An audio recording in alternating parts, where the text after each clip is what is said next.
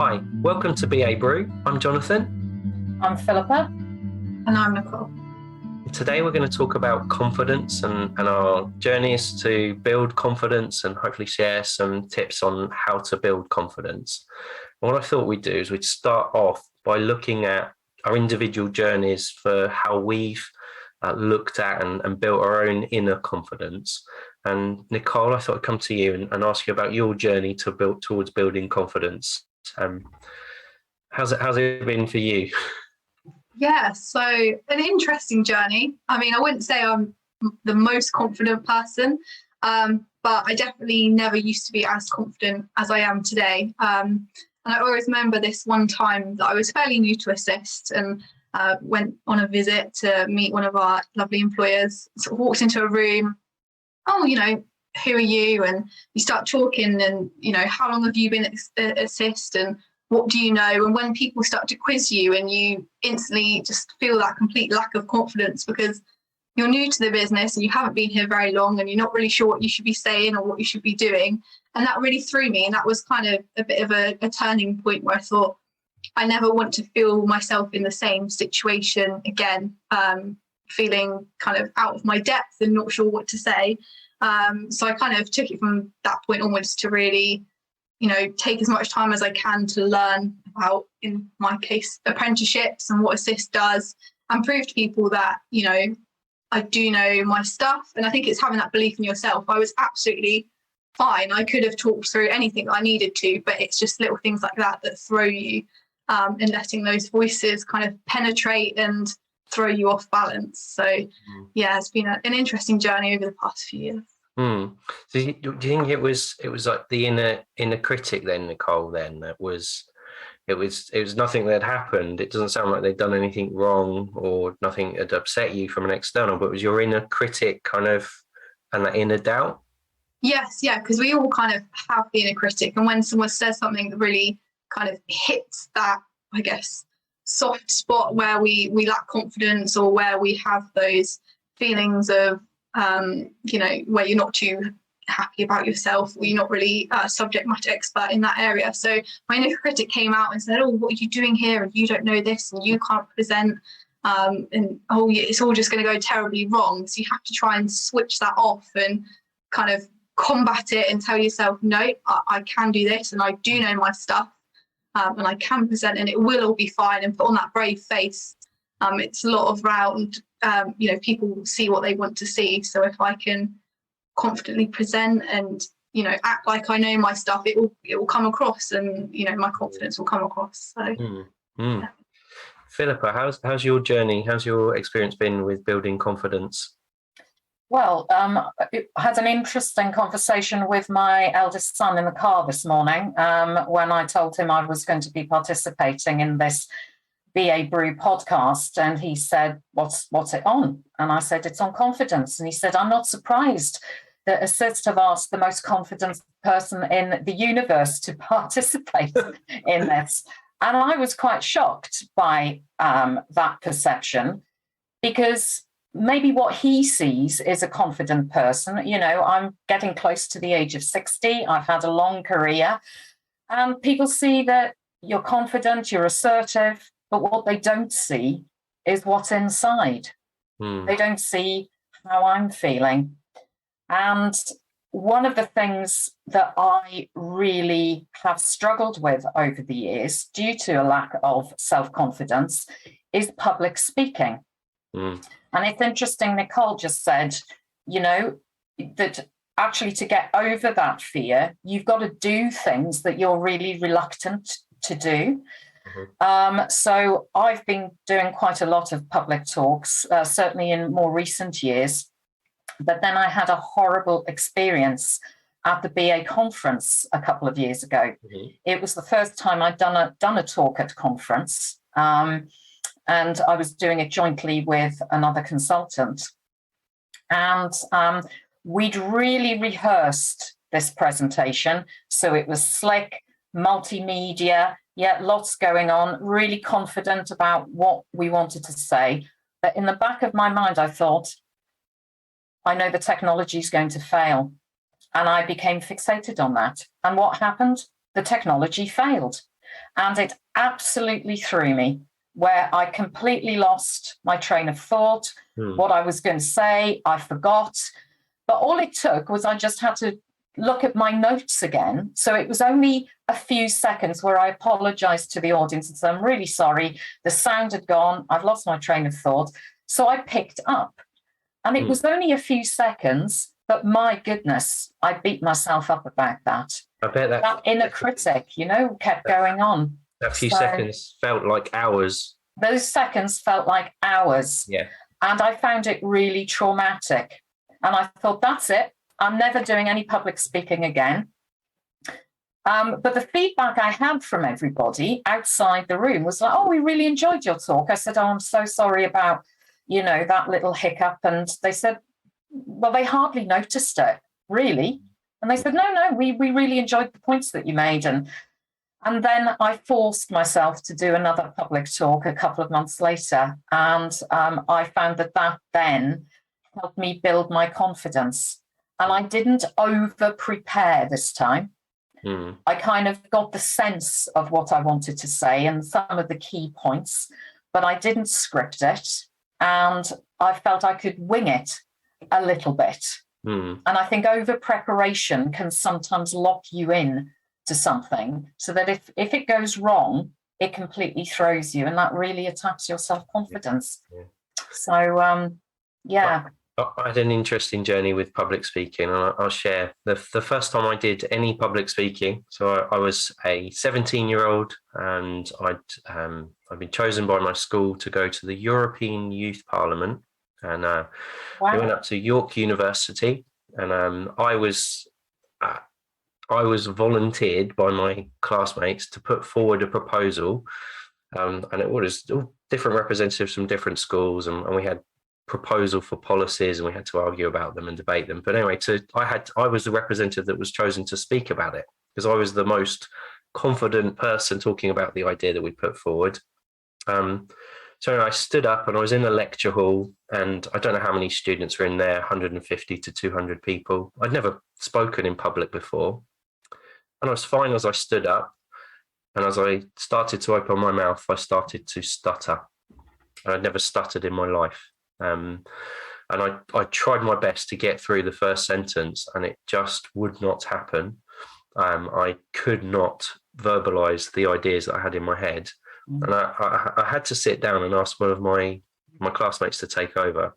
And from that point, I wanted the ground to swallow me up. The inner critic was... I was like a punch bag from my inner critic telling me off not doing this, and I'd gone out of my comfort zone. I hadn't really realized that I was really fearful of doing public speaking. It's really weird because my journey on public speaking since then, I will volunteer to do every presentation that I ever can, because I don't think I'm confident at public speaking, but I'm going to practice it, and I'm going to work at it, and I am going to learn from. And I've read books on it. I've watched and learned from great other people presenting, and tried to pick things up from them. But I just think confidence is. I do think there's a journey on it, and if you really want to do something, and you've got a passion to overcome some sort of challenge, or you want to achieve something, it takes work, and it's not by magic that. And now I presented a couple of times last year virtually at a World Congress. I presented at the Business Analysis Conference, and it still makes me nervous today speaking at those conferences. But I'm not going to let it beat me. I'm not going to let that fear, and I do think fear is something we should maybe discuss, because that fear combined with the inner critic can really have a negative impact if you let them control your actions, your behaviors. Have you had to overcome fear at all, Nicole, in terms of getting beyond your comfort zone to do something and putting the work in? So I think definitely, we can't let fear stop us from fulfilling, things that we want to do, or, having the opportunity to do things. It's around pushing ourselves outside of our comfort zone. And without doing that and trying to tackle our fear, we won't grow, we won't build upon our confidence, even if it's something as silly as, wearing an item of clothing that you've got in your wardrobe and you love it, and perhaps it's a pair of red jeans or something, but just not having the confidence to wear outside, or being fearful of what other people might say, starting small and perhaps wearing, a slightly different colour and building up to red or something. I think it's incremental. It is absolutely a journey. It's not going to be achieved overnight. But fearful of, I think I used to be fearful of public speaking or presenting. And you just start small. For me, it was kind of little bits, small and often, presenting with someone, and then, or presenting a couple of slides, and then presenting a few more bits, and then having that person just kind of co-present, but I was taking the lead, and then they do less and less. And kind of, for me, it was around using support and not being afraid to ask for help in overcoming my fears of presenting or stuttering or whatever it may be, asking for help and asking for someone to guide you through, provide you feedback or guidance on what you perhaps need to change. Interestingly as well, it's how you take on board that feedback or those criticisms, or listen to your inner critic. It only truly matters when it's relevant to what it is that you're doing. So why would you listen to your inner critic or feedback from people who you're not addressing or you're not delivering your presentation to? It's around taking on board things that are relevant to what it is that you're doing. I think that helped me enormously around blocking out those voices that just don't matter. They're irrelevant. It's around what I'm doing and getting better at what it is that I need to be doing. Yeah. I mean, just as you're talking there, I was thinking about self-care, that thinking about your appearance, doing things like if you're not feeling confident, maybe you don't want to get out of bed in the morning, you're not feeling confident to face the day, getting yourself a shower, going for a haircut, putting on the clothes that make you feel better, and it's like taking care of yourself. Exercising as well, I think, is a really key thing. Go for a walk. I've got a dog, so I walk the dog, and it's kind of that, just a little bit of exercise, and go do more strenuous exercise than walking your dog. But just looking after yourself, I think, can be really key for you starting your approach to building confidence if you are lacking in confidence. Just one of the things you touched on there, Nicole, and it made me think about having a vision of where you want to get to. This is where I want to be, and I'm going to do these incremental, these little steps to get there. And I think that's really powerful as well. And I've used visioning in the past to help with my own confidence journey. And one of the things I've done is create it's like a movie, and in a movie in your head, to think about where you want to be in the future and what it is that you want to achieve. And it's quite a personal kind of thing. Your movie it's your own imagination. You can choose, but kind of, this is where I want to get to. This is my ideal state of where you want to be in terms of your confidence. But then breaking that down into much smaller, tiny little steps that you can take practical actions on in terms of moving forward. Philippa, have you come across visioning? Has it worked for you, or is it something that you've not come across or not worked for you? I do it in my other life as a yoga teacher, which I won't sidetrack into that. But yes, it's I found that it can be a very, very important tool, this idea of developing a clearer idea of actually the kind of life that you want to live. Yeah. And I think that can also help you. Nicole, I thought, made a really important point about managing the inner critic and looking at some of the, pushing yourself out of your comfort zone and maybe expecting some criticism, but also making a decision, actually, I'm not going to take all of it on board.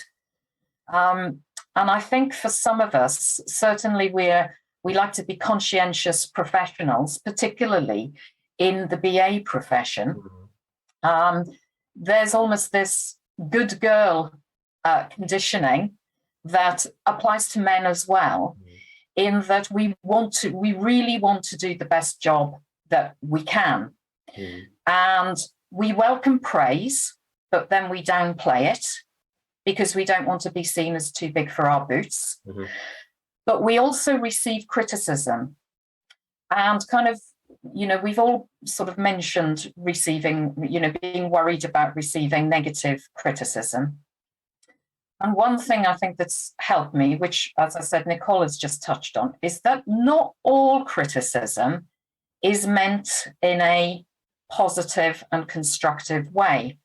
And some feedback can be, particularly in in an organizational environment, can be politically motivated. And it's about somebody else's agenda rather than your performance. And one of the skills you've got to learn, I think, as you develop in your career, is to, yes, welcome criticism, all sorts, but then be able to sift it for that which is going to work for you in terms of your own development and improvement, either in the work that you're doing or in your career, and that which is maybe not particularly helpful, and then not worry about it, is put it in a box with the other things that your own inner critic is telling you about. Name it, put it in a box, put it to one side, and move on to the next step. And I think that kind of sense of being able to interpret both praise and criticism in a way that serves you well is a skill that we don't tend to get taught.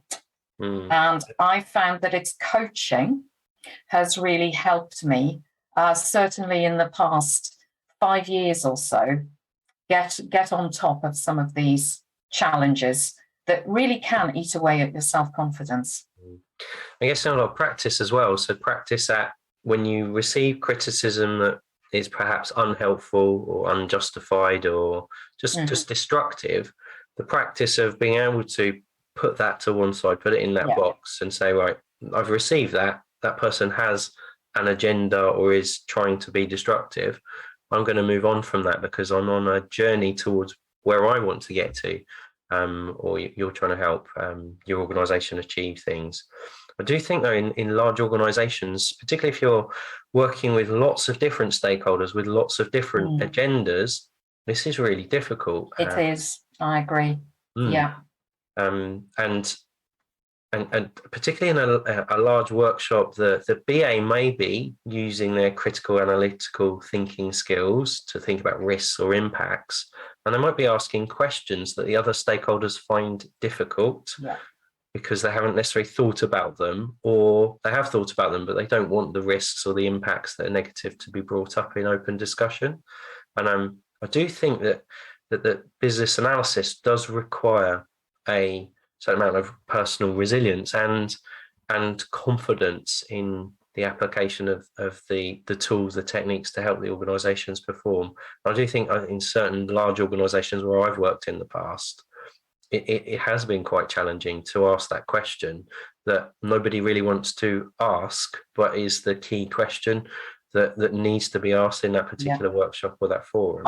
I do think the ability to challenge and influence authority figures, so often senior stakeholders, is central to being an excellent BA. BAs are agents of change in an organization, and no change program, if it's a transformational change, is ever smooth, and it's never really 100% well received initially by everybody. So being able to navigate that, draw on your own personal resilience as a BA, I think is really important. There's just as you're talking there, Philippa, I was thinking you can't keep everyone happy all of the time. And in a change initiative, that's true as in other walks of life as well. But you can't make all of the stakeholders happy all of the time. So you are going to get some negative criticisms as a change initiative or change team, and just accepting that that's going to happen might mean that you can deal with it and maybe discuss it with your colleagues in a constructive way a little bit better. Nicole, obviously work with lots of apprentices. Do you think building confidence is a particular challenge for young business analyst professionals? Yeah, and I was actually going to touch on what both of you were just saying around you can't please everyone, because I think sometimes it does take a certain amount of confidence to be able to say, to give kind of, negative feedback, or to say this isn't going to work, or to give kind of a message that isn't positive and isn't just yes, brilliant, fantastic. That is really difficult. And I think that takes a lot to gain confidence to not just agree or challenge or say that something won't work. And I think similarly, to have the confidence to admit when you don't know the answer or you need to check something. I think especially as a young person in an organisation, you feel the pressure to appear to know things, or fearful of asking for help, or sitting, especially I used to struggle with this on a Microsoft Teams call or a Zoom call and have the answers there and then, when actually I've learned to be able to say, I don't have the answer, or I don't know at this moment, but I will find out and come back to you. And I think that's something that people can think about. Not everyone's expecting you to have all the answers all of the time, but having the confidence to say you don't know, but you'll find out, or you'll speak to the relevant person, or that's not quite my job, or to deliver bad news, that's really challenging in itself. And also to admit when something's not working. We've had conversations with apprentices, we've had to sit down and say, is the BA job for you? Are you perhaps better suited to a different type of, different role in the organisation? That's also a difficult conversation to have. And it does take confidence to admit when something's not working, or, this isn't your career path for the future. So, yeah, challenges and in confidence in a different sort of sense. Yeah. Philippa, I wanted to touch on this. I know we'd mentioned this before, but do you think building confidence, particularly with different groups? I'm thinking about I've worked for lots of leadership teams that have been male dominated and not been as diverse as they might have been for various different diversity elements. Do you think there's a link to confidence? Do you think that the diversity would be improved if more people had the skills to build confidence? This is a difficult one, because I don't think it's quite as simple as, if I could have been a bit more self-confident, I'd have made it to the executive board of XYZ PLC, which is male dominated. I don't think it's actually as easy as that, as straightforward. But what I think building your confidence can do, there's a really good quote from a lady called Tara Mohr, who has written a book. It's aimed at women who want to really develop their careers in all sorts of different directions, called Playing Big. And she says that building your self-confidence isn't about climbing the ladder within broken systems. What it is about is learning to use your voice to change those systems, even if it means coming to the recognition that actually that glass ceiling is not going to smash in this organization. But I've got the self-confidence now that I'm going to look elsewhere. So I think confidence is really, really important, but I also think it's a little bit more than that, and being able to appreciate where actually that system is dysfunctional that you're working in. And maybe it's that lack of confidence is holding you back from making that leap into a bigger and better role somewhere else. Yeah, or just a different role. Or even a different role. Yeah, and doing what your passions are and what you want to do. Your passions are, the cost of a lack of self-confidence is immense to people's lives, but also to projects that have never got off the ground, businesses that have never been started. or even, within the BA world, is if there's a lack of confidence to really challenge senior stakeholders when they're going down a rabbit hole with a particular project. Yeah. The costs involved can be significant, not only financial, but personal as well. So personal health costs as well, the anxiety it might cause, absolutely. the sleepless nights, other stress, days off sick. Yes. It's interesting because that finding your voice and helping others to find theirs is Stephen Covey's 8th habit.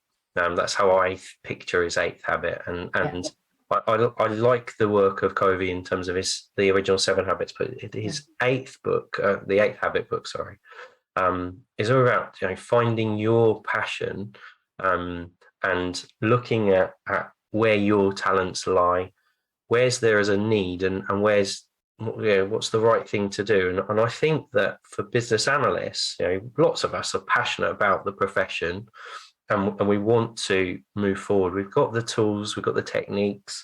There's a need out there in businesses for competent business analysis professionals, and we're trying to help our businesses improve for the right kind of reasons. So that model and that book has influenced me in terms of my own journey for building confidence. And I was going to share the very first podcast episode that we recorded, which was quite some time ago now. We did a podcast on Who Moved My Cheese. I was petrified, absolutely petrified of the camera being on, and our producer Tom, who sits behind the scenes, making sure that the podcast works. He does the magic. Tom saw me with the very first time that a camera was put in my face, and I think if Tom were on the pod, he'd say it was the worst case of red light syndrome he'd ever seen. And yet here I am hosting a podcast talking about confidence, and it's very strange, this relationship, and it's always something that we've got to keep an eye on, I think. Just to wrap up, Nicole, any top tips, any kind of things that we need to cover on today's pod that we haven't covered?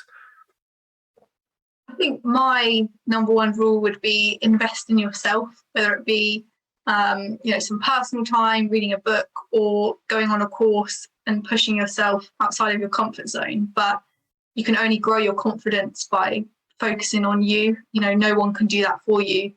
And I recently asked my organisation to invest in me, help me develop some of my skills. And I went on a course that I found, and having done that, my confidence grown. I've now got a better knowledge and understanding of certain things, so I can speak and deliver things with more confidence. So I think invest in yourself, definitely.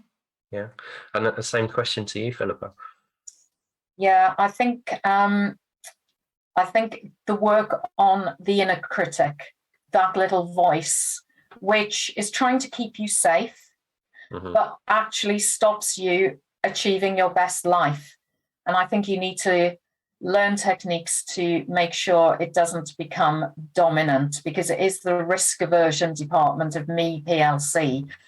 And part of managing it is naming it. I know somebody who calls her inner critic Claire for some weird reason. I don't know why, but she names it. Oh, that's Claire again. She's talking to me. What's my inner critic really trying to do? What's she trying to keep me safe from? And actually making a few notes and saying, okay, I hear it, but it's actually not going to stop me. How do I now move forward? How do I make it a little bit more safe for me? So it's learning not to silence the inner critic, but manage it. And so it's those techniques of get it written down and analyze it. That's what we're good at. Yeah. And so I'm just going to add in, and I'll build on that analyze point. Reflect from what's happened, what's gone well, what's not gone so well. Failure is a word that we're perhaps scared of, in terms of we don't want to encounter failure. But if you practice, and then you practice, and maybe you failed first 2, 3, 4 times, but you keep practicing, you keep working, make those incremental changes, those small adjustments, get advice from people, coaches, read books, take courses if that's what will work for you, but do the work, do the practice, and you'll get better. And I remember seeing a video of David Beckham, who's a footballer, practicing taking free kicks, and he would practice and practice and practice. And the thing that you don't see behind the successful person is all the times that they've missed or they've made a mistake. Yeah. You see the polished article on stage or on screen or whatever it is. They've practiced and they've worked at it behind the scenes. And so if you're passionate about something and you want to learn about it and you want to get better, put the work in, get the coaching, get the advice, read the books, do what you need to do, but don't give up if you're really passionate about it. So that would be my kind of final 2 pennies worth. I do want to say a massive thank you to Philippa for joining us today. We've had the most confident person in the world on the podcast, according to yourself. No, I'm not. That was my whole point. Thank you. And Nicole, thank you for joining us, and thanks everyone for watching and listening. If you've got any ideas for future podcasts, or you would even like to join us on the pod, please do email us at babrew@AssistKD.com. Thank you. Thanks so much for joining us. That does bring us to the end of season 3. We want to say a huge thank you to all of our listeners and guests who've joined us on the Brew. This season, we covered topics such as design thinking, stakeholder engagement, the BA mindset, and of course, our apprenticeship special. Keep an eye on LinkedIn, as season 4 will be out on 4th of March, and we're kicking off with systems thinking. We're also looking at developing BA skills, and returning to the pod is best-selling author Carl Weigers. We'll see you in March.